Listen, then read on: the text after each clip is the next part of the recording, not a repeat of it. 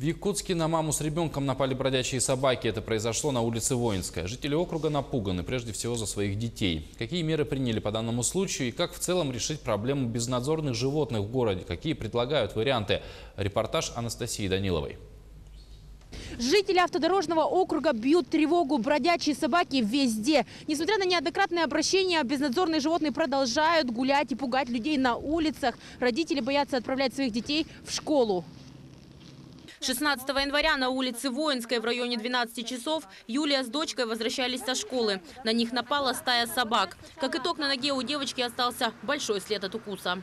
Сразу же обратились в скорую помощь, в полицию, в окружную администрацию.